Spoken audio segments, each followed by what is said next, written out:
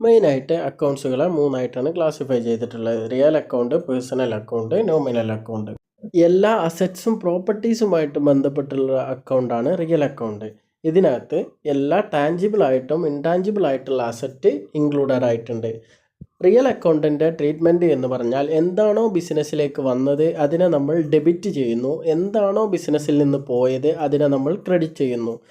So ഇതിൻ്റെ rule എന്ന് പറഞ്ഞാൽ debit what comes in, credit what goes out. Next വരുന്ന അക്കൗണ്ടാണ് personal account. Personal account relate ചെയ്തിട്ടുള്ളത് പേഴ്സൺസുമായിട്ടാണ്, ഓരോ വ്യക്തികളുമായിട്ട് ബന്ധപ്പെട്ടുള്ളതാണ് പേഴ്സണൽ അക്കൗണ്ട്.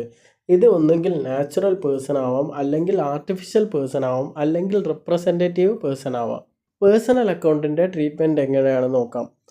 ഒരു ട്രാൻസാക്ഷൻ നടക്കുന്ന സമയത്ത് ബെനിഫിറ്റ് റിസീവ് ചെയ്ത ആളെ നമ്മൾ ഡെബിറ്റ് ചെയ്യുകയും ബെനിഫിറ്റ് നൽകിയ ആളെ ഗിവറെ നമ്മൾ ക്രെഡിറ്റ് ചെയ്യുകയും ചെയ്യുന്നു. സോ പേഴ്സണൽ അക്കൗണ്ടിൻ്റെ ട്രീറ്റ്മെൻറ്റ് എന്ന് പറഞ്ഞാൽ debit the receiver, credit the giver. Next വരുന്ന അക്കൗണ്ടാണ് നോമിനൽ അക്കൗണ്ട്. എല്ലാ എക്സ്പെൻസസും ലോസസും അതുപോലെ പ്രോഫിറ്റും ഗെയിൻസുമായി ബന്ധപ്പെട്ടുള്ള അക്കൗണ്ടാണ് നോമിനൽ അക്കൗണ്ട്. നോമിനൽ അക്കൗണ്ടിൻ്റെ ട്രീറ്റ്മെൻറ്റ് പറഞ്ഞു കഴിഞ്ഞാൽ എല്ലാ എക്സ്പെൻസസും ലോസസും ഡെബിറ്റ് ചെയ്യുകയും എല്ലാ ഇൻകംസും ഗെയിൻസും ക്രെഡിറ്റ് ചെയ്യുകയും ചെയ്യുന്നു.